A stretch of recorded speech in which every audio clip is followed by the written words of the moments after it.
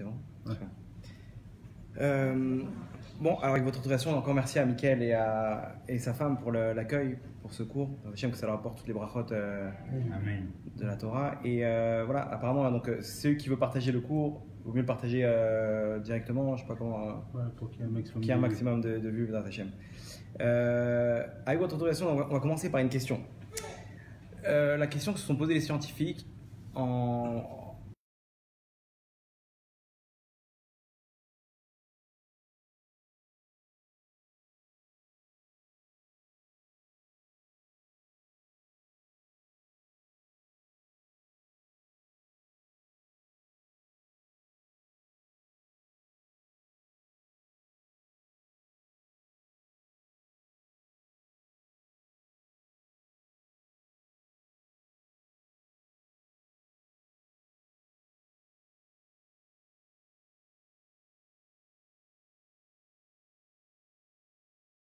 dessus, etc. Mais est-ce que vraiment il y a d'autres vies à part nous sur Terre? C'est la question qu'ils se sont posées. Ils ont commencé à établir des recherches, etc. Et ce docteur-là, il a émis par une probabilité, en fait, avec toutes les caractéristiques de vie sur Terre, qu'est-ce qui permet la vie sur Terre? Toutes ces caractéristiques-là, est-ce qu'on pourrait les retrouver de façon probable sur une autre planète? Sachant que nous, on se trouve dans le système solaire, il y a un soleil avec plusieurs planètes qui tournent autour. Ce système solaire, c'est un point, ce soleil-là, c'est un point dans la Voie lactée. La Voie lactée, c'est un point dans une galaxie. Et il y a 1,6 million de galaxies dans tout l'univers, à peu près. Imaginez-vous, c'est un grain de sable. Cette planète-là, c'est un grain de sable parmi les milliards de planètes qui existent. Donc, c'est sûr qu'ici, probablement, on peut toucher à une autre source de vie. Et il dit comme ça, après tous ces calculs de probabilité, il ramène qu'il y a de fortes chances qu'il y ait à peu près 10 000 autres sources de vie dans l'univers, dans tout le cosmos. 10 000. Ça, c'était en 1960. Après, avec le temps, ils ont développé d'autres systèmes. Ils ont découvert qu'il y avait d'autres caractéristiques qui étaient à l'issue qui donnaient la possibilité de vie sur Terre. Et donc, vous comprenez bien que la probabilité, elle commence à chuter. Si maintenant je te rajoute d'autres éléments, donc automatiquement ça commence à chuter. Il y a tellement d'éléments qui sont rajoutés avec l'avancée technologique qui sont arrivés aujourd'hui. Là, un astronome, là, dernièrement, en 2002, il a dit que ça sert à rien de chercher, il n'y a pas d'autre vie dans le cosmos à part sur Terre. Pourquoi? Parce que les chances de trouver une autre vie dans tout l'univers, elles sont nulles. Elles sont nulles. C'est vraiment. Parce qu'il y a trop d'éléments. Comment ça se fait? Comment ça se fait que. C'est quoi? C'est si dur de trouver la vie? Et on va commencer par une petite introduction. On va essayer de voir comment on arrive à vivre dans ce monde-là. Vous allez voir comment les éléments qui nous permettent de vivre ici, ça va être l'introduction à notre cours. Pour pouvoir comprendre comment Akadosh Baruch Hu il gère son monde. Alors maintenant, il faut comprendre que comment ça s'appelle, la Terre, elle est à une distance. Déjà, la distance qu'elle a par rapport au Soleil, c'est la distance adéquate pour arriver à une température en moyenne de 23 degrés. Ok, 23 degrés, c'est sympa. On peut se mettre en t-shirt, tranquille, etc. C'est une bonne température. Regardez, Mercure, la planète qui est juste un peu plus proche du Soleil, combien il fait là-bas? 270 degrés. La nuit, 170 degrés en minus, en moins. Pourquoi? Parce qu'il n'y a pas d'atmosphère là-bas. Donc il n'y a pas de protection. Là-bas, dès qu'il n'y a pas de soleil, c'est minus moins 70. Dès qu'il y a du soleil, c'est 270 degrés. Invivable. La Terre, la planète qui est un peu plus loin du soleil, qui est Mars, moins 29 degrés. Donc encore une fois, c'est impossible. Moins 29 degrés, c'est possible plus ou moins. On va voir qu'il y a d'autres critères qui rentrent en compte. Vénus, 480 degrés. Vénus, elle est un peu éloignée aussi du Soleil, un peu plus proche de la Terre. 480 degrés. Pourquoi? Parce que là, d'après, il y a une atmosphère, mais cette atmosphère-là, elle est hyper épaisse. Donc ça fait un effet de serre énorme. Là-bas, c'est étouffant. 480 degrés, c'est un Gehinnom, un mâche. Donc déjà, ici, la distance déjà qu'on a par rapport au Soleil, c'est une distance qui est vraiment au kilomètre près. Un peu plus, un peu moins, tout saute. Il n'y a plus, on ne peut plus vivre. Par rapport à la température, l'espèce humaine au moins. Peut-être des lézards, ils pourraient survivre dans des hautes températures, mais en tout cas, l'espèce humaine, elle ne peut pas vivre par rapport à ça. Maintenant, en plus de ça, qu'est-ce que ça permet la température 23 degrés? Ça permet, vous savez que l'eau liquide, elle peut tenir que dans une certaine température. Moins en dessous de 0, ça devient de la glace. Au-dessus d'une certaine température, 90-100 degrés, ça devient du gaz. Maintenant, tant qu'on n'a pas de l'eau liquide, la vie sur Terre est impossible. Pourquoi? Par rapport au fait que j'ai de l'eau liquide, comme des océans sur Terre, en quoi ça va permettre de vivre sur Terre? La réponse est simple. Les océans, ils permettent de faire un effet de climatisation sur Terre.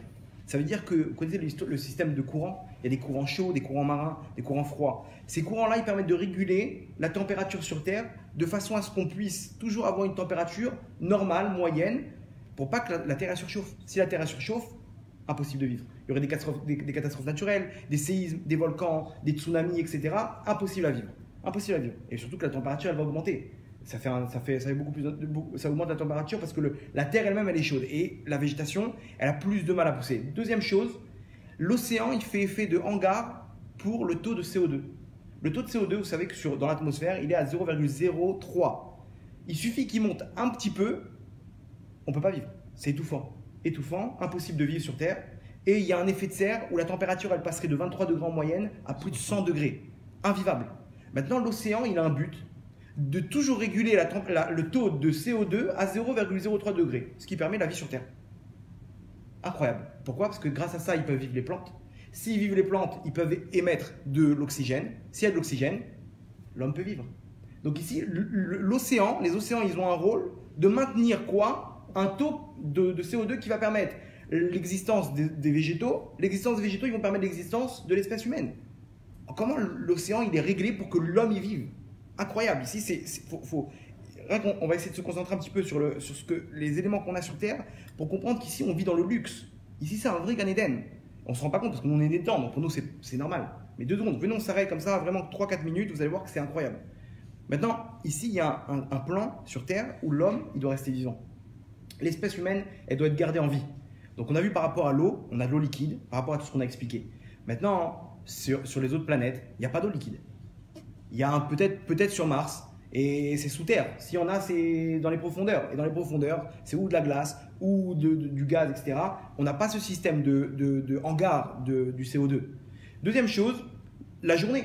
Vous savez que sur Terre, la journée, c'est combien de temps? 24 heures. Le temps que met la Terre à tourner autour d'elle-même, ça met 24 heures. 12 heures de soleil, 12 heures de nuit. Sur les autres planètes, c'est pas le même jour. Par exemple, sur Vénus, 58 jours. La Terre, elle met 58 jours avant de tourner sur elle-même. C'est-à-dire qu'il y a près de 30 jours de soleil. 30 jours de soleil, pas de végétation. 30 jours de nuit, pareil. Trop de nuit, il n'y a pas de lumière pour la végétation, pas de photosynthèse, pas de plantes, pas d'oxygène, pas d'espèce humaine. Ici, 24 heures, c'est bidou ce qu'il faut pour pouvoir laisser à l'homme la possibilité de vivre. Pourquoi? Parce que c'est ce qu'il faut bidou pour que les plantes elles vivent. Maintenant, en quoi ça nous arrange? Pareil pour nous, le repos. Imaginez-vous 12 heures de repos, 12 heures de nuit, ça nous permet de nous reposer. Si demain, la journée, elle durait 58 jours, imaginez-vous, c'est impossible à vivre. On pourrait faire des petites siestes à droite à gauche, mais ça serait horrible. C'est une vie terrible. Il y a d'autres comme Jupiter, 11 jours. Une journée, c'est 11 jours. C'est-à-dire qu'ici, on est dans un système où toutes les autres planètes, il n'y en a aucune qui se rapproche de la Terre. Si c'était du hasard, on aurait dû trouver une possibilité de se rapprocher de cette combinaison. Mais ici, vous voyez que la Terre, c'est 24 heures. Après, on passe à 11 jours. Après, on passe à 60 jours. Il y a 27 jours dans les planètes du système solaire. Donc ici, c'est un avantage énorme qui nous permet, encore une fois, de vivre. Troisième chose, pareil, quand il y a 12 heures de nuit, ça permet à la Terre de se refroidir. S'il y avait 58 jours de soleil, la Terre, elle surchauffe. Et pareil, tout se déséquilibre. Il n'y a pas de cosmos. Le cycle de vie, il ne peut pas se mettre en place. C'est impossible. Donc ici, encore une fois, le nombre d'heures qu'on a, il est au bidou ce qu'il faut pour pouvoir permettre à la végétation d'exister, à l'espèce humaine d'être à l'aise par rapport au nombre de repos, au nombre d'heures de repos, etc. Troisième chose, l'année. L'année aussi. L'année, c'est quoi? C'est la planète, elle tourne autour du Soleil, elle met 365 jours, la planète Terre.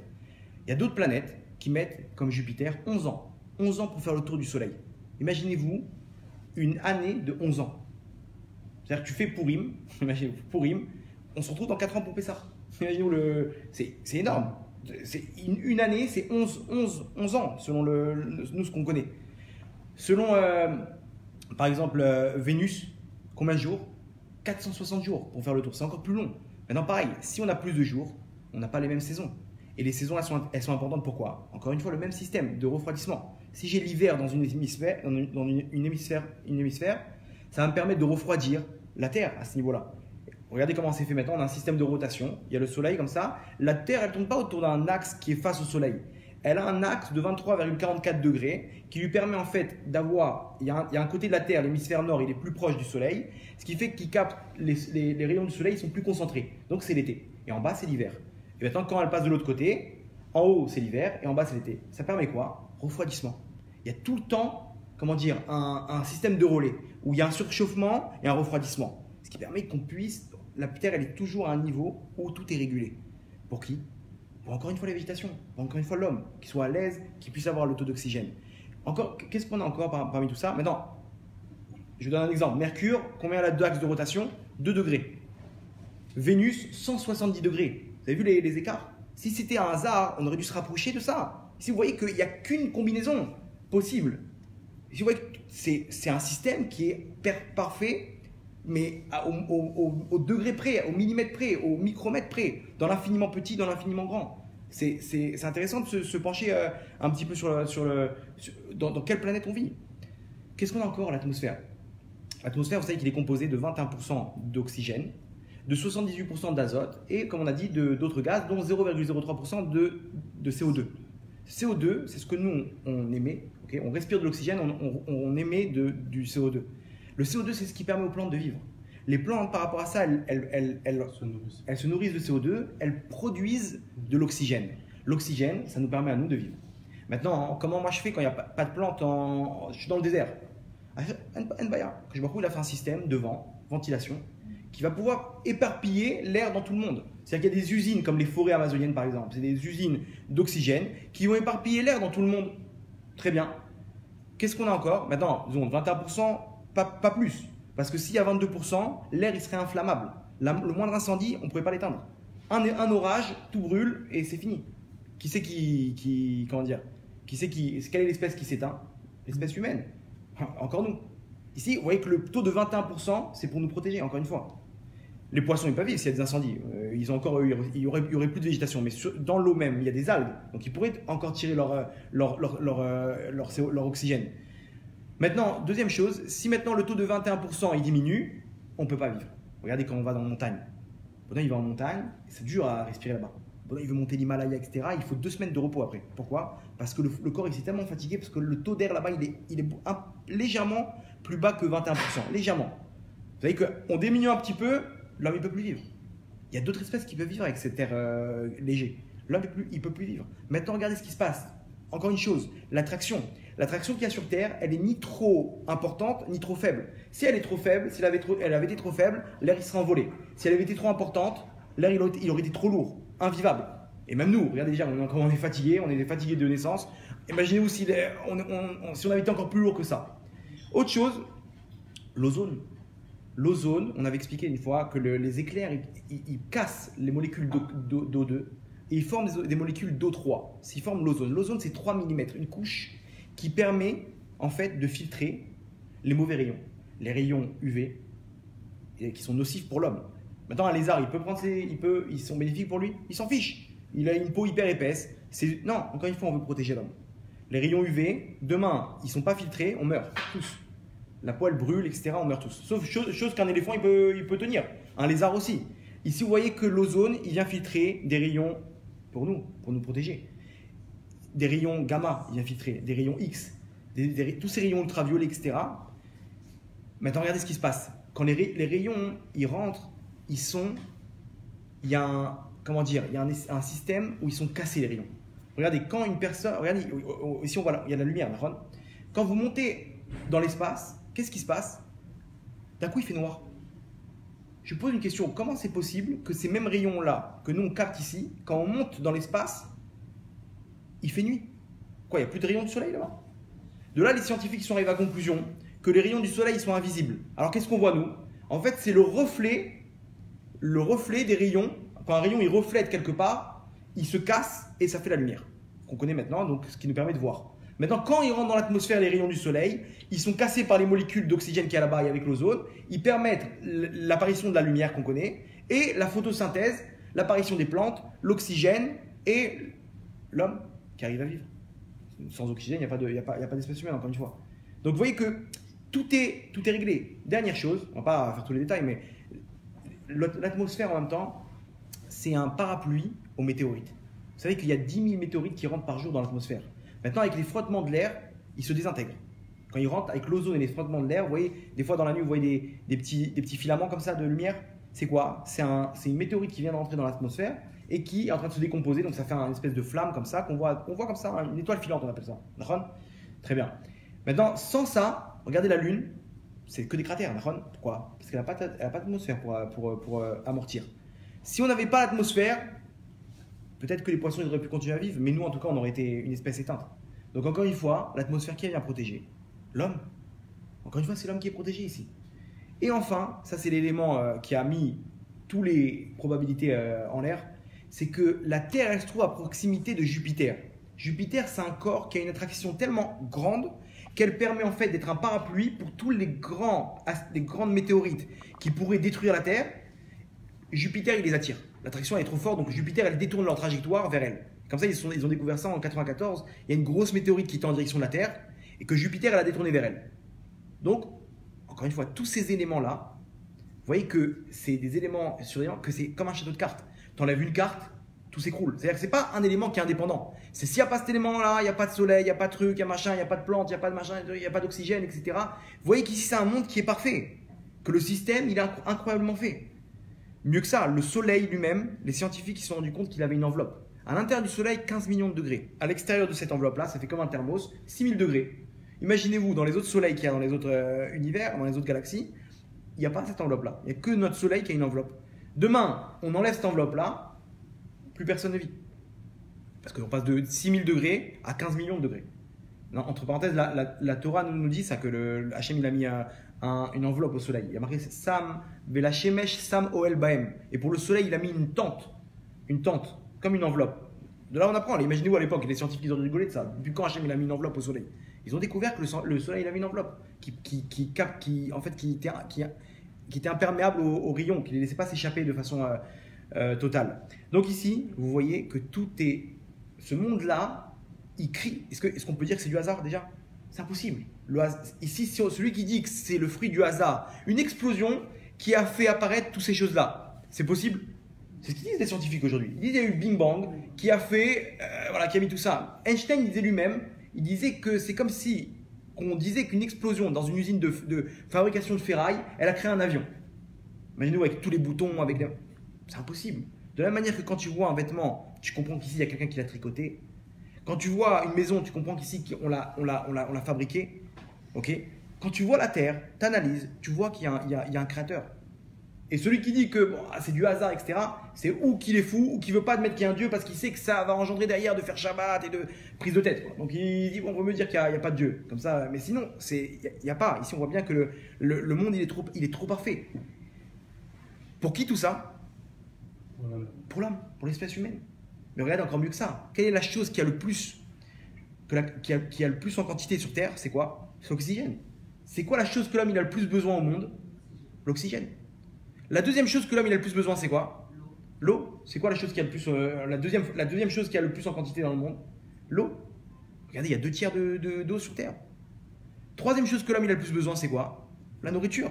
Regardez, là où il va, il peut trouver de la nourriture. Toutes les plantes. Les plantes, non seulement elles permettent l'oxygène, mais en plus elles créent des fruits, des végétaux, des légumes, etc., qui vont permettre de vivre. Les animaux, ils se nourrissent des végétaux qui vont permettre aussi de manger de la viande, etc.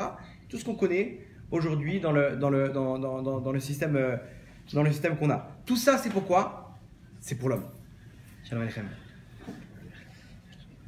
Tout ça, c'est pour qui? Pour l'homme. C'est pour le bien de qui? Pour le bien de l'homme. Ici, est-ce qu'on va dire que c'est du hasard?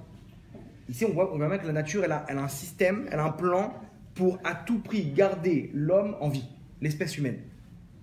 Donc ici, on a remarqué que ce système, deux choses. Ce système, il était ultra parfait. Chaque chose est à sa place, dans l'infiniment grand comme dans l'infiniment petit. Et deuxième élément qu'on a remarqué, c'est qu'ici, il y a un but. Il y a un créateur. Ok, on voit bien que on est obligé de dire qu'il y a un créateur et que cette création-là, on voit bien qu'il y a un but. Ce but-là, c'est l'homme. L'acteur principal de la création, on voit bien qu'ici, c'est l'homme. Il n'y a pas d'autre alternative. Si on voit bien qu'il peut y avoir d'autres alternatives, mais l'homme il meurt. L'espèce humaine, elle s'éteint. Maintenant, la Gemara dans Sanhedrin, elle nous dit comme ça. Elle nous dit, un homme, il est obligé de se dire tous les jours, Bishvili nivra olam. Pour moi a été créé le monde. C'est-à-dire que Hachem, il te dit, sache un truc, que l'acteur principal dans ce monde, c'est toi. Tout ça, tout ce que j'ai créé là, tu vois, tout l'infiniment grand, l'infiniment petit, les étoiles, le soleil, ce système hyper compliqué, c'est pour qui? C'est pour une seule personne, c'est toi. C'est un bonhomme qui est l'acteur principal de ce monde-là. Maintenant, Hachem, il a un problème que moi je suis l'acteur principal et que toi aussi, et que toi aussi, et que il peut en parallèle faire en sorte que moi je suis l'acteur principal de mon monde et que j'ai des acteurs secondaires et que je peux être aussi l'acteur secondaire par rapport à ma femme ou par rapport à mes enfants. Hachem, il n'a pas de problème de faire ça. Il peut faire un immense puzzle. On a vu comment tout est imbriqué l'un dans l'autre, comme un immense puzzle. Hachem, il peut faire en sorte aussi que moi je suis l'acteur principal et que une autre soit l'acteur principal. C'est pas un problème pour lui. Hachem, il a créé le monde, l'acteur principal, c'est moi. C'est toi, c'est vous, c'est chacun d'entre nous. Et enfin, la Gemara nous dit comme ça. Amen. La Gemara nous dit que en plus, parce que ok, tu vas me dire je suis l'acteur principal parmi un système hyper sophistiqué, mais en quoi maintenant tu vas me dire que c'est pour mon bien tout ça? En quoi tu vas me dire maintenant que tout ça c'est pour mon bien? Ok, Hachem il veut garder l'espèce humaine, mais en quoi maintenant moi en tant qu'individu c'est pour mon bien personnel? Comment tu peux me répondre à ça? Ici c'est simple, la Gemara dans Brachot, la Medbet à Moudbet, elle dit une chose incroyable. Pourquoi je me rappelle de la page? Parce que la Medbet ça fait le lève, lève c'est le cœur. La Gemara elle ramène un dialogue entre Hachem et le Ham Israël, une Gemara connue. La Gemara elle dit comme ça, elle ramène un dialogue où le Ham Israël il dit Hachem, qui nous dit qu'un jour tu ne vas pas nous abandonner? C'est vrai, tu nous as créés, tu nous as choisis, on va savoir, peut-être que demain on va fauter, on a un Ritzah, tu vas choisir un autre peuple. Et Reliot. Non. Hachem, qu'est-ce qu'il répond? Il dit, ma fille, il appelle l'assemblée d'Israël, ma fille. Il dit, regarde, j'ai créé dans le monde 12 mazalotes, 12 signes du zodiaque. Dans chacun des mazalotes, j'ai créé 12 légions. C'est un nom qui apparemment c'est une sorte de galaxie. Dans chacune des légions, j'ai créé 12 armées. Dans chacune des armées, j'ai créé 12 trucs. Il fait comme ça, il cite plusieurs catégories de galaxies, de voies lactées, etc. qu'il appelle ça comme des armées, comme des régiments. Et dans le dernier élément, il dit, et dedans, j'ai créé 10 000 étoiles donc par élément. Faites le calcul là-bas, 12 fois 12 fois 12 fois 12 fois 12 fois 10 000. On arrive à un chiffre de 1,64 fois 10 puissance 18. C'est un chiffre avec 18 zéros. Aujourd'hui, entre parenthèses, parce que tu veux me dire, ok, moi la Gemara, ce n'est pas une référence pour moi. Très bien. Je te ramène que cet élément-là, qu'Hachem il t'a glissé entre les lignes, c'est un élément que la NASA apporte. Aujourd'hui, la NASA a calculé le nombre d'étoiles, c'est 10 puissance 19. C'est-à-dire que c'est un chiffre avec 19 zéros. Donc il y a un zéro en plus que le calcul de la Gemara. Maintenant, la NASA, elle finit là-bas, elle dit le calcul qu'on a fait, c'est un calcul grossier. On a calculé aussi des météorites, des machins, donc réduit. Donc il relie qu'on peut arriver même au nombre d'étoiles qui est écrit dans la Gemara. Ça, est-ce que c'est un homme qui a pu créer la Gemara? Est-ce que c'est une invention? C'est sûr qu'ici, c'est une transmission d'Hachem directement. Puisque Hachem, il te met le nombre d'étoiles. Il n'y a que lui qui connaît le nombre d'étoiles. Même tous les télescopes, ils n'arrivent pas à calculer tout ça. Aujourd'hui, Hachem, il te dit dans la Gemara, Brachot, là-bas, un enfant de 8 ans, il peut te dire le nombre d'étoiles qu'il y a dans le ciel. Pourquoi? Parce que c'est écrit. C'est possible qu'un homme, il écrit ça. C'est vrai qu'ici, c'est la Gemara, elle est divine. Très bien. On a ça. Maintenant, Hachem, il dit, tu vois tout ça là, tout ce décor là? C'est pour toi que je l'écris. C'est 1,64 fois 10 puissance 18 avec 18 zéros. Toutes ces étoiles-là, ce qu'on a expliqué juste avant l'introduction, c'est que pour toi que j'ai créé ça. Maintenant, je vous pose une question. Hachem, il a créé un système aussi sophistiqué que pour moi? D'après vous, il m'aime ou il m'aime pas? Attends, si tu t'investis autant pour une personne, et que pour moi, parce qu'on a dit avant que Bishvili nivra olam. Ici, Hachem, il te dit, tu dois te dire que c'est que pour toi qu'il a été créé le monde. Maintenant, je pose la question, s'il s'investit autant pour moi, ça veut dire quoi? C'est-à-dire qu'il m'aime ou qu'il en a rien à battre de moi? C'est vrai qu'il m'aime ici. C'est vrai qu'ici, il y a un but spécifique où ici, par rapport à l'acteur principal qu'il a mis dans ce monde-là, c'est un amour immense qu'il a pour lui. ça que maintenant j'ai reconnu je me suis rappelé de la page, la Medbet. Pourquoi? Parce que c'est l'Ève, c'est le cœur. Par rapport à cette Gemara-là, elle est incroyable pour que tu saches combien Hachem il t'aime. Ok, on a les éléments. Hachem, il nous aime d'un amour immense. Comme ça, il nous dit dans la Gemara. Pour toi, il a été créé le monde. Ce monde-là, il est hyper sophistiqué. Vous voyez qu'il n'y a aucun élément qui sert à rien. Les scientifiques, ils disaient des fois, ils sont arrivés à un moment à dire que l'appendicite, elle ne servait à rien. Ils disaient que aussi, toutes ces choses-là, ils voulaient prouver qu'il y a une chose qui ne sert à rien. Comme ça, on peut dire que ce monde, ça n'a pas été créé par quelqu'un de parfait, par Dieu. Et aujourd'hui, les scientifiques disent que l'appendicite, ça sert à quelque chose. Il y a plein de raisons aujourd'hui pourquoi, au contraire, c'est un genre de miclate, de chambre forte pour les anticorps, pour qu'ils se protègent quand il y a des infections dans l'estomac, etc. Donc vous voyez que chaque chose, elle a sa place. Ok, maintenant, ça c'était l'introduction. Pourquoi on a besoin de cette introduction-là? Avraham Avinu, quand il a commencé à servir Dieu, il s'est dit, ok, comment je peux servir Dieu? Moi, il n'avait pas la Torah à l'époque. Très bien, je vais observer l'œuvre d'art et je vais comprendre l'artiste. Par rapport à l'œuvre d'art, quand tu l'observes, tu comprends un peu les caractéristiques. Vous voyez, des fois, ils font des analyses de Picasso, machin, ils voient, ah là, à ce moment-là, le peintre était dans une période de trouble, de déprime. Tu vois des couleurs sombres, etc. Vous voyez le genre. Pareil, analyse l'œuvre et regarde et tu pourras comprendre comment il fonctionne l'artiste. Avraham Avinu, il a vu que c'était un monde qui était abondant. Il y a beaucoup d'espèces. Il y a beaucoup de couleurs, il y a beaucoup comment ça s'appelle, de saveurs, il y a énormément de climat, de machin, de toiles, etc. Il a compris qu'ici, celui qui a créé ce monde-là, il est généreux. Donc comment il a servi Dieu? En faisant du chesed. Maintenant, nous, on a beaucoup plus d'éléments qu'Abraham. Nous, on sait quoi? Que ce monde, il est ultra parfait, qu'Hachem, il t'aime, et que tout ça, il a créé que pour toi. Donc ici, le bonhomme, il peut se dire que, déjà, premièrement, il est entre de bonnes mains.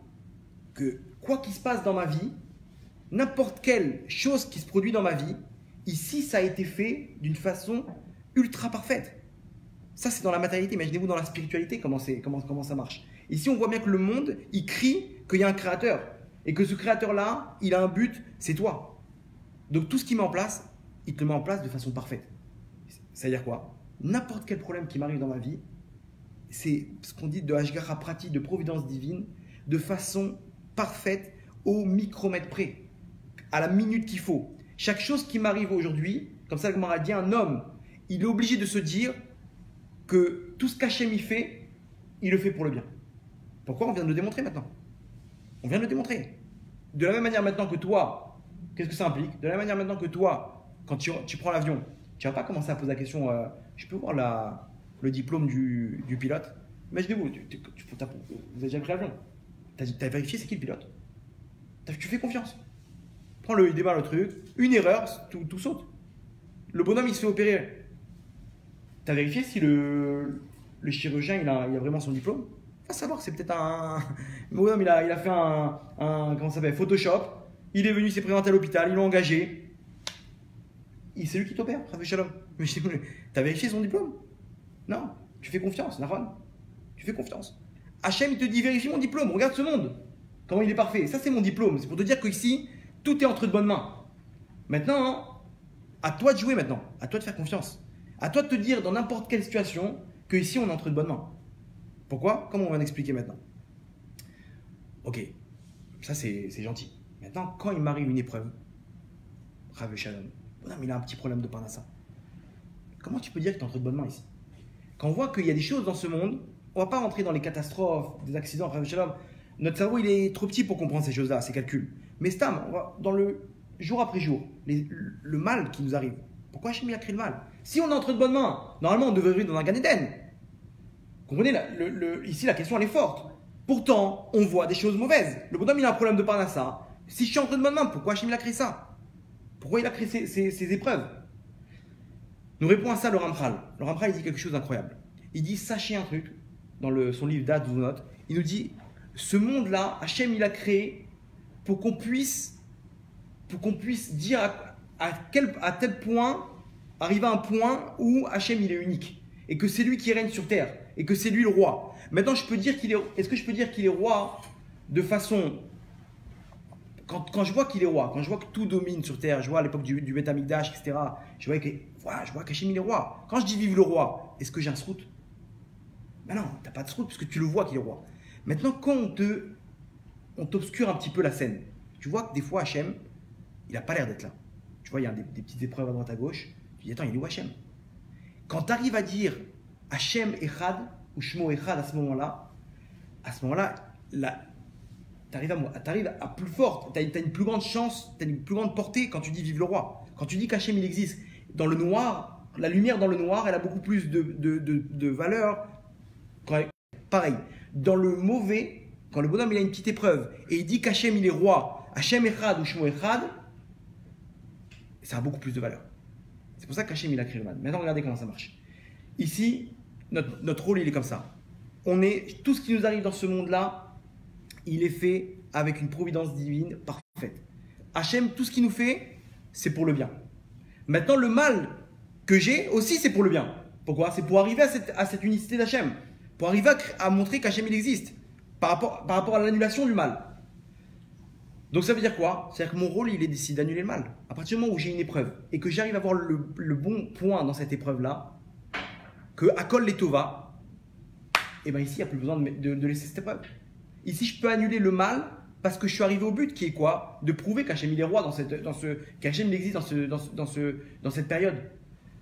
Ça, les Ramim ils nous l'ont dit. Ils nous l'ont déjà dit, il y avait une histoire comme ça à l'époque de Rabbi Tana, je ne me rappelle plus c'était quel Tana. Là-bas, il marchait dans la forêt. Il y a 2 lions qui l'ont attaqué. Il se fait attaquer par 2 lions. Il a levé les yeux vers le ciel. Il a dit Hachem, Ta'azorli, aide-moi. Hachem, il a envoyé un gros morceau de viande du ciel directement devant les lions. Les lions, ils ont commencé à manger, ils sont rassasiés, ils sont rentrés chez eux. Il reste un morceau de viande. Le Rav s'est posé une question. Est-ce que j'ai le droit de prendre cette viande? Qu'est-ce que vous dites? C'est cachère ou pas? Une viande qui descend du ciel. Est-ce qu'elle est cachère ou pas?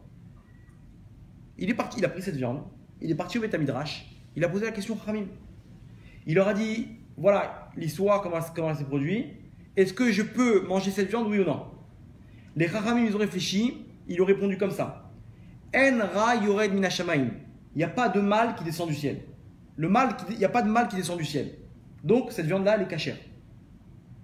Comment ça, il n'y a pas de mal qui descend du ciel? C'est un klal. Il y a 4 mondes. 4 mondes.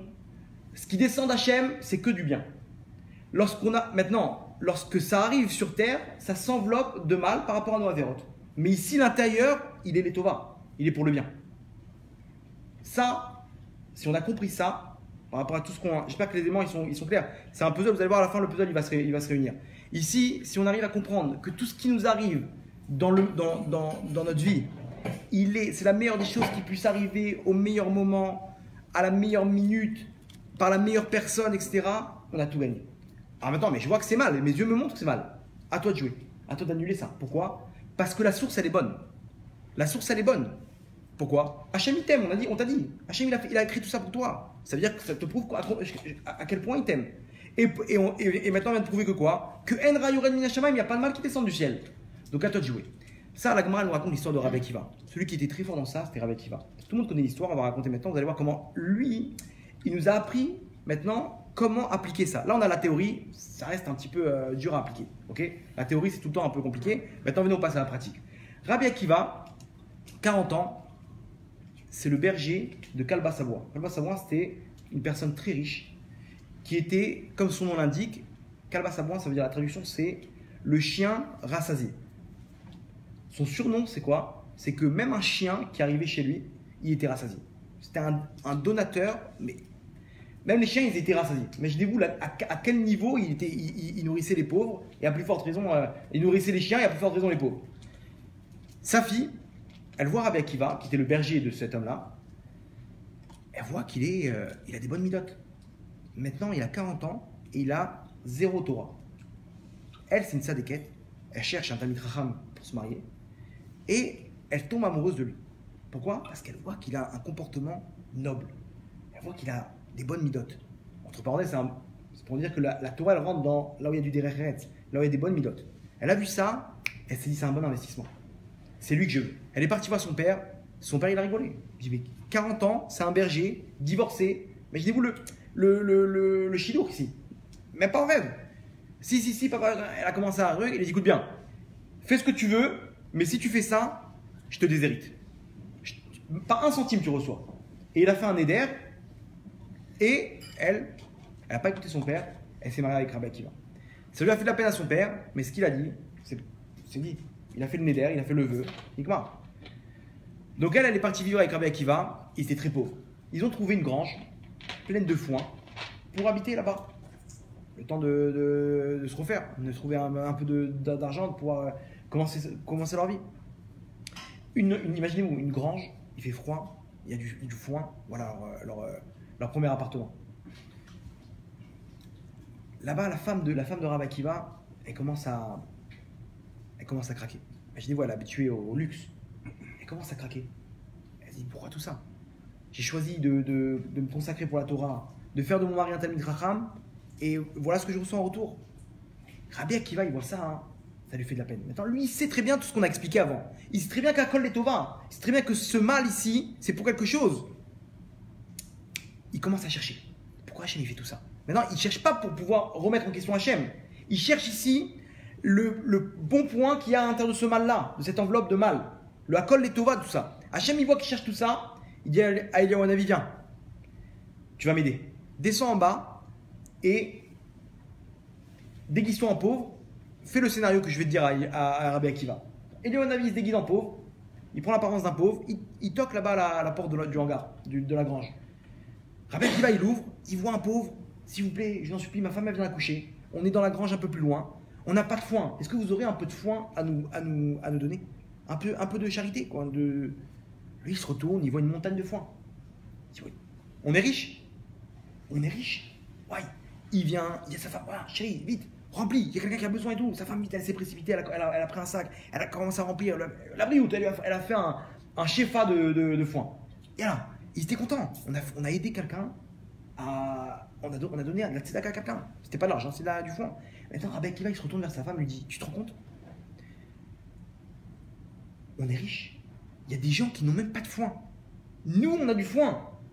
Ça veut dire que lui, il ne se focalise pas par rapport aux gens qui ont des maisons. Il se focalise par rapport à des gens qui sont pires que lui. Imaginez où lui voit la Nekuda Tova, le bon point dans ça, c'est qu'on a du foin. On a du foin, il y en a qui n'ont même pas de foin, il y en a qui ont la même grange, mais ils n'ont pas de foin. Nous, on est riches en foin. Il a commencé à se remplir de joie. Sa femme, elle s'est sentie surélevée. Ils étaient heureux. Mais attends 2 secondes. C'est quoi cette histoire-là? Akadosh Baruch Hu, il a sorti Eliyahu Hanavi. Tu ne peux pas faire un autre scénario. Tu viens, tu dis à Eliyahu Hanavi, prends cette mallette d'argent. Voilà, j'ai gagné au loto. Voilà mon maaser. J'ai gagné 100 millions, 10 millions de maaser. On m'a dit qu'il y avait quelqu'un, un Talmid Chacham ici qui était pauvre. Donc voilà, cadeau. 10 millions, le bonhomme il est lancé sur sa vie. Même pas une enveloppe de 100 000 $. Hachem, il ne peut pas faire ça. C'est quoi ce. Il dérange Eliyahu Hanavi pour lui faire un scénario. Qu'est-ce que tu as fait avec ça? Ça l'a arrangé? Ça lui a amélioré sa vie? Au niveau matériel, il a eu quelque chose de mieux? Zéro. Il n'a rien de mieux. Pourquoi tu ne rends pas une enveloppe? Même pas. Tu mets dans la tête d'un bonhomme que c'est pourrim. Il vient avec un gros Michelor Manotte. Voilà, hop, une Seouda. T'as vu ça, chérie? Regarde comment Hachem il nous aime. Il nous a donné de la viande avec du vin, etc. Ils auraient pas été plus heureux maintenant de faire un bon repas avec de la bonne viande, du vin, des salades, etc. C'est quoi? Tu dérangeais Eliyahu Hanavi pour un scénario comme ça? Ici, Akadosh Baruch Hu, il lui a fait à Rabbi Akiva le plus beau cadeau. Il lui a appris à se focaliser sur le bon côté de la chose. Ici, il y a toujours deux côtés. Il y a le bon côté, le mauvais côté. Ou, il y a comme ça, il y a où tu te focalises, tu as la vision de la mouche ou la vision de l'abeille. Une mouche, qu'est-ce qu'elle cherche? Sauf votre respect, elle cherche les excréments, vous savez ce qu'elle cherche, quoi. Là où ça sent pas bon, les poubelles, etc. L'abeille, qu'est-ce qu'elle cherche? Les fleurs. Non. Les fleurs, le miel. C'est qui a la plus belle vie? L'abeille. L'abeille, elle est tout le temps dans les couleurs, dans les bonnes odeurs, les fleurs, dans les champs de fleurs, dans les trucs, dans le miel. La mouche, elle est où? Là où ça sent pas bon, dans les poubelles. Regarde, dans les poubelles, il y a plein, des millions de mouches comme ça. À toi de choisir. Tu peux être une mouche, ou tu peux avoir le regard de la mouche ou le regard de l'abeille. Maintenant, qu'est-ce qu'on choisit? Naturellement, l'abeille. Tout le temps, on cherche ce qui me manque. D'accord? Hachem ici, il a fait le plus beau cadeau à Rabbi Akiva. Il lui dit, sache maintenant qu'il y a pire que toi. À toi de te focaliser sur ce qu'il y a de pire, pas ce qui te manque. Parce que sinon, tu ne vas jamais finir. Il y aura tout le temps mieux que toi. Surtout aujourd'hui avec YouTube, etc. Le bonhomme, il voit qu'il a fait un truc. À l'époque, il était tout seul dans son village, donc il pouvait se focaliser qu'avec les gens autour de lui, qui étaient autour de lui. Aujourd'hui, avec YouTube, le bonhomme, il a fait un truc bien. Il peut voir une vidéo d'un japonais là-bas qui a fait 10 fois mieux que lui. Il est tout le temps, arrête de te focaliser sur ce qu'il y a de mieux. Regarde par rapport à ce qu'il y a de pire. C'est-à-dire quoi? Regarde ce qu'Hachem il t'a donné, pas ce qu'il t'a pas donné. Et si tu fais ça, tu verras que tu vas gagner beaucoup. Il y a quelqu'un qui est venu me voir il n'y a pas longtemps, il m'a dit regarde, j'ai des problèmes de parnassa, etc. Et vraiment, il n'était pas très bien. J'ai dit 2 secondes. Il me dit j'ai pas de bracha. Tout ce que je touche, j'ai pas de bracha. Je me dis 2 secondes. C'est-à-dire quoi t'as pas de bracha? Il me dit la parnassa, ça marche pas. Je vis un enfer. Là où je mets ma main, ça chute, ça tombe, ça échoue. Je lui dis donc t'as pas de bracha. T'as pas de bracha.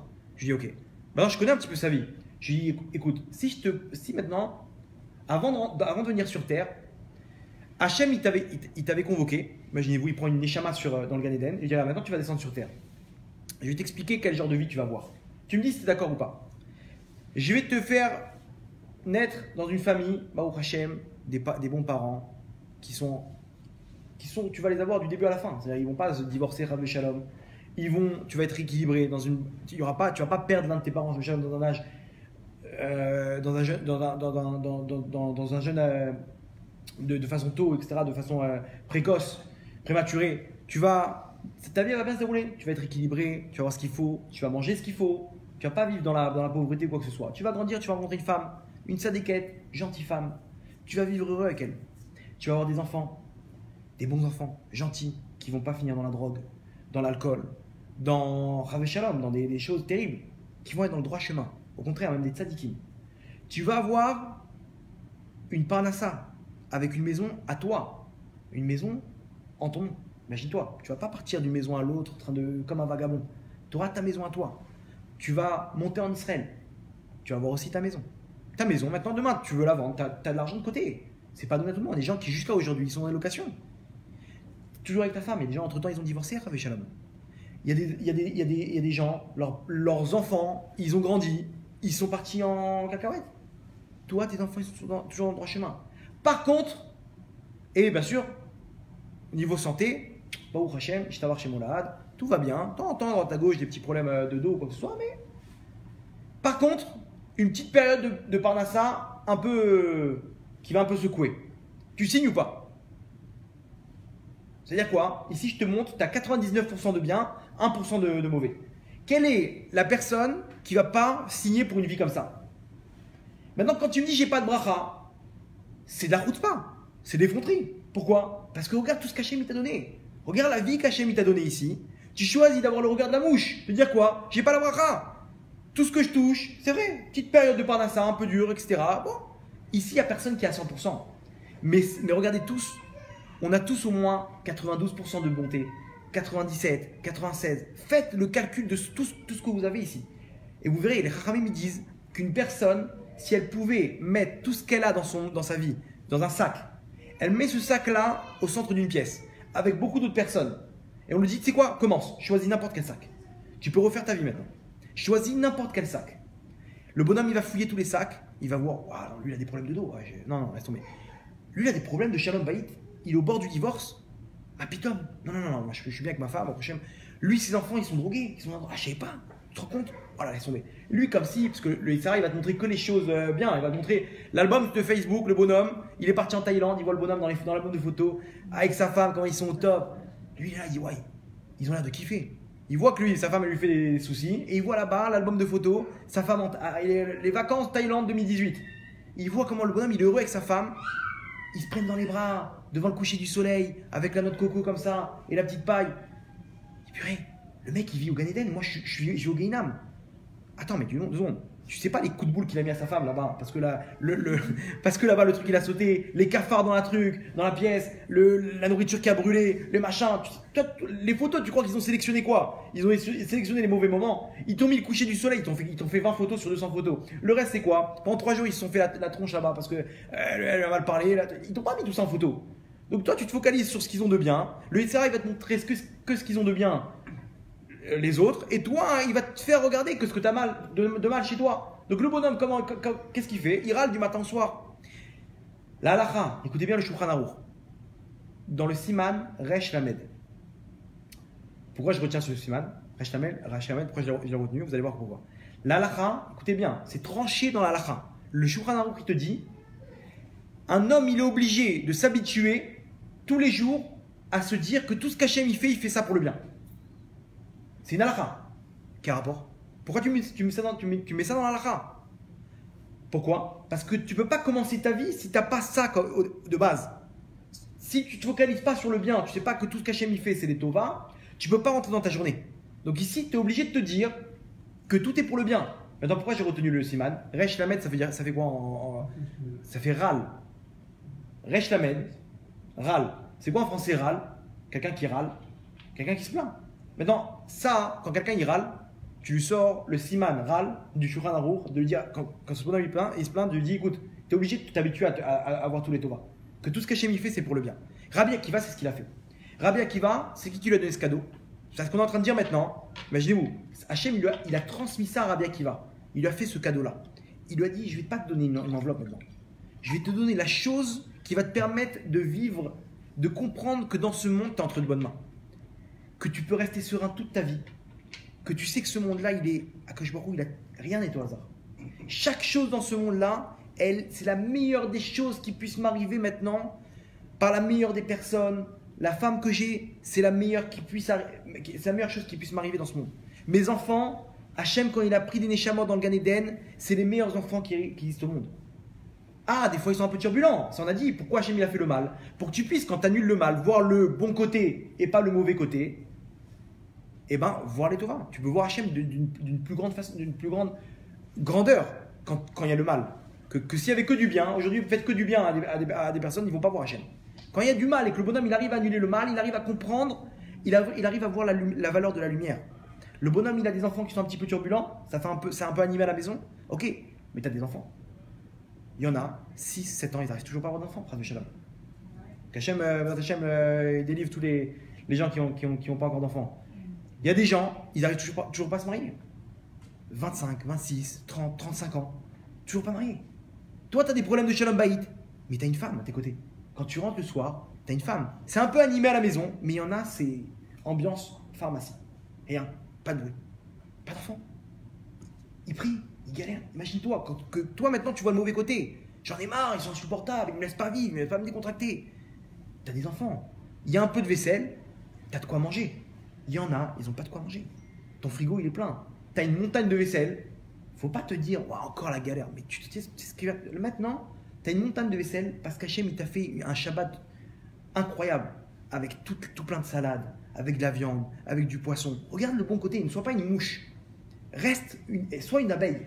Concentre-toi sur le bon côté. Ici, sache que. Mais attends, mais qui me dit que c'est pour mon bien? C'est comme ça. L'enveloppe ici, elle est mauvaise, mais l'intérieur, il est pour le bien. Rabbi Akiva, mieux que ça.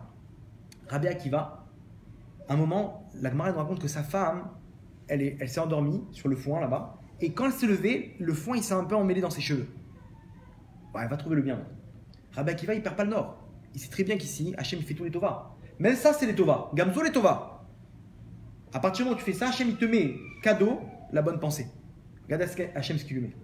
Il vient pour essayer d'enlever, de démontrer. Après, je vois où il a mis cette idée. Il commence à former. Il dit attends, oh là là, ça me fait penser à quelque chose. Il commence à fabriquer avec le foin une espèce de couronne.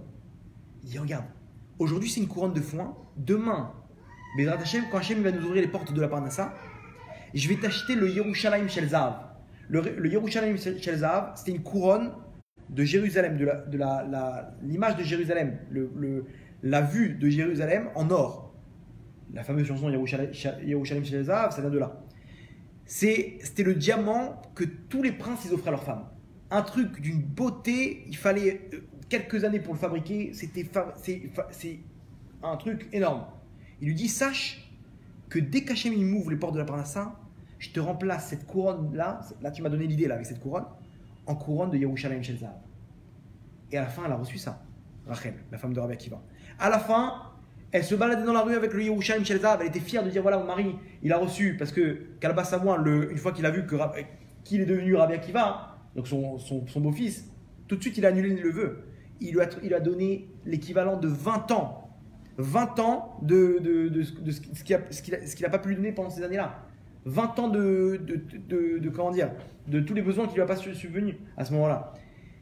Donc il a reçu une somme incroyable. Tout de suite, qu'est-ce qu'il a fait? Tiens chérie, c'est pour toi. Yerushalayim Shel Zahav. Et elle se baladait là-bas. La femme de Rabban Gamliel, qui était un autre grand de la génération, elle était jalouse. Elle dit, t'as vu ce qu'il a fait? Tu peux pas me chérir comme lui?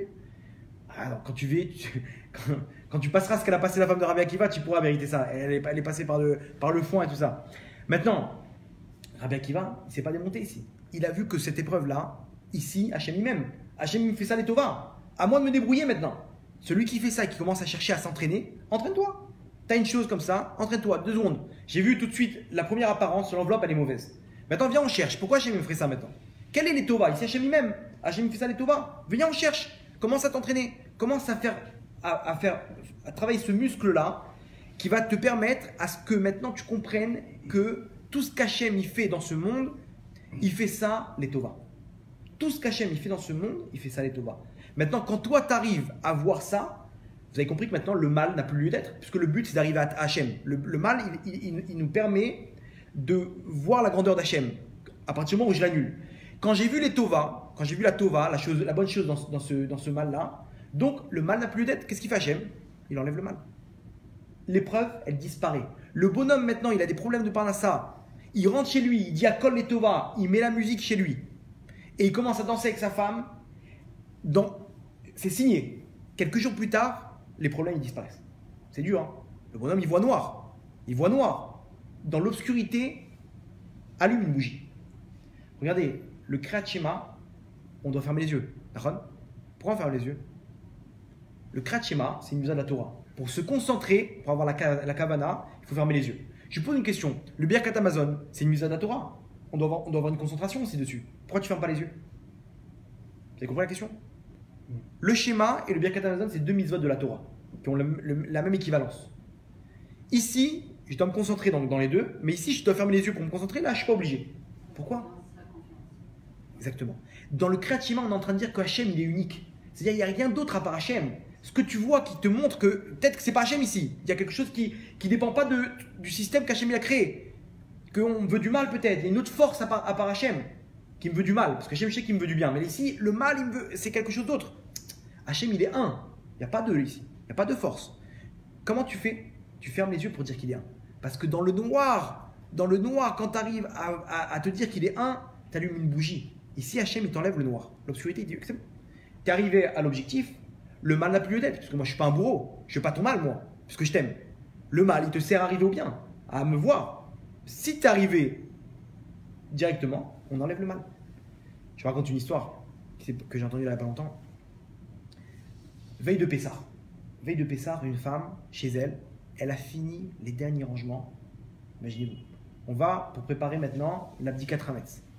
Bdikat Hametz, vous connaissez, ça y est, tout est prêt. Les femmes, elles peuvent confirmer, elles peuvent témoigner. Avant la Bdikat Hametz, c'était la guerre pendant 3 semaines. Tout est nickel. Même les murs, ils ont gratté, au cas où il y a un peu de Hametz ou quoi que ce soit. Ici, ils font les derniers préparatifs pour la Bdikat Hametz. Elle dit à ses enfants, tiens, vas-y, range les balais, finis ça, jette la poubelle. Et elle dit à l'un des enfants, 7 ans, prends le pot de peinture, descends-le dans le Marsan. Dans le Marsan. Oui, il prend le pot de peinture, elle a repeint toute la maison, imaginez-vous. Là-bas, il glisse, il trébuche sur un jouet. Le pot de peinture, il saute en l'air. Imaginez-vous la scène au ralenti. Le pot de peinture comme ça dans les airs. Le pot de peinture, il explose. Mais vous savez, quand un liquide, il tombe par terre, qu'est-ce qui se passe? Maintenant, imaginez-vous, la nourriture pleine de peinture blanche, les murs plein de peinture, les fauteuils, les meubles éclatés, il n'y a plus de maison. Ouai. Gog ou Magog, maintenant c'est quoi?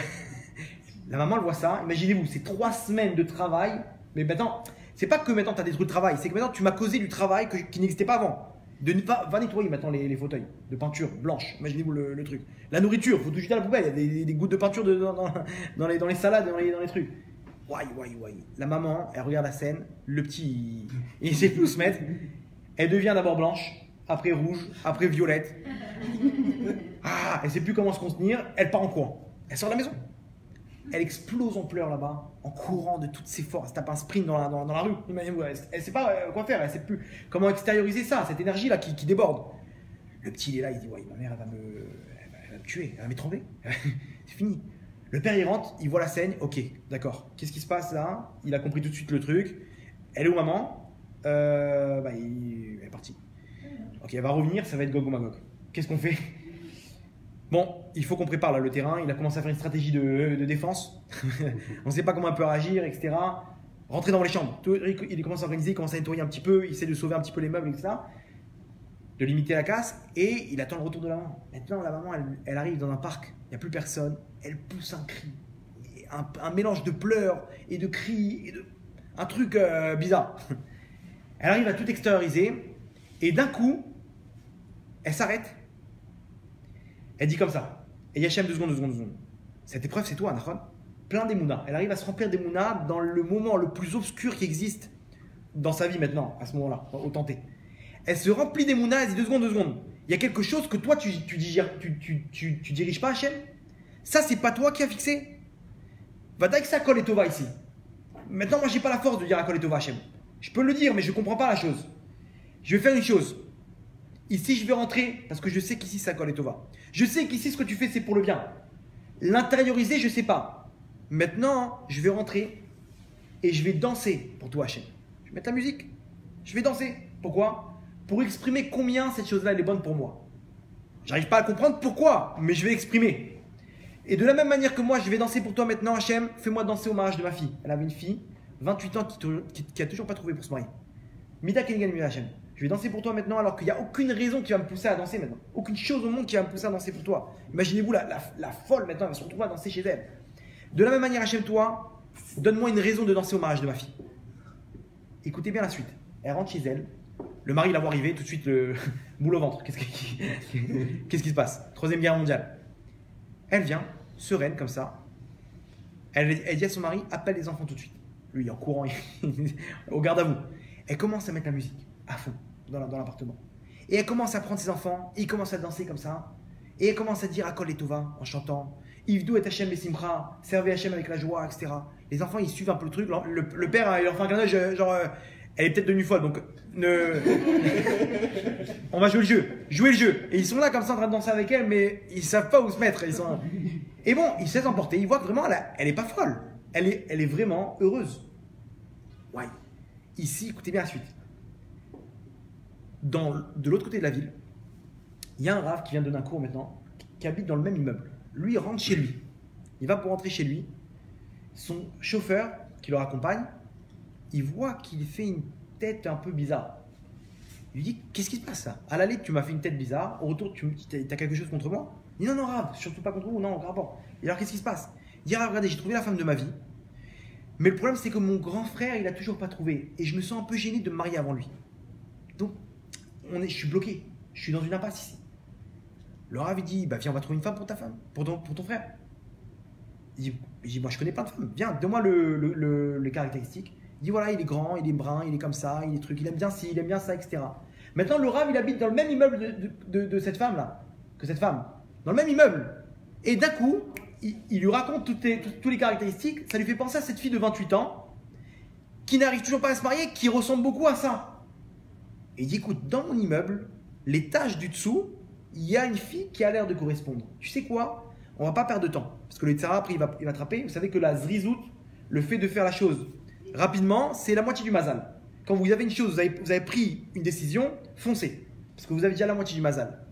Donc lui dit, on perd pas de temps. Mais Rav, il est un peu tard. On s'en fiche. Il était 11h du soir, en pleine Gikat Ramet, etc. On va savoir, etc. On s'en fiche. On fonce. Tu me raccompagnes, tu montes avec moi, on va taper à la porte. Avant de taper à la porte, il entend la musique à fond. Il dit bon, il ouvre la porte comme ça. Il y a le mari qui ouvre la porte et il voit là-bas tout le monde en train de danser. C'est pas Hachem Blanar, une grande famille. Le chauffeur, il dit Rav, je pense que ça va pas correspondre à mon frère. C'est une histoire de fou ici là. Il y a une famille un peu hippie. c'est pas pour mon frère. Laisse. Viens, on pose la question. Votre fille, elle est toujours libre? Oui. Pourquoi? J'ai quelqu'un pour elle. On peut organiser le chidour, la rencontre. Pourquoi? Il s'agit de qui? Etc. Maintenant, la mère, son mari, lui dit écoute, il y a quelqu'un, le Rav d'en haut, il vient de nous proposer un chidour. c'est bon, c'est bidou ce qu'il faut pour ma fille. Attends, viens, on écoute, fais-le entrer. Et comment, pour elle, c'est évident que c'est Hachem ici. Imaginez-vous maintenant de son côté, elle est en train de danser. Elle, c'est quoi dans la prière qu'elle a fait avant?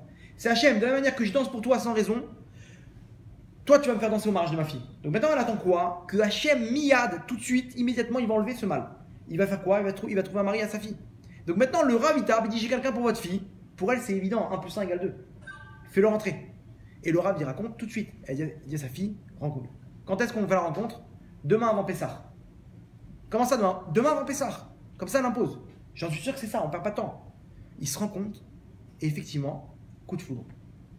4 mois après, fiançailles, quelques mois après le mariage. Écoutez bien, au mariage, à l'entrée du mariage, le Rav, bien sûr, elle a raconté l'histoire au Rav, etc. Le Rav, elle a dit, tu vas prendre le pot de peinture, tu vas le mettre à l'entrée du mariage. Et tu vas dire que ce pot-là, c'est lui qui est à l'origine du miracle qu'il y a eu ici.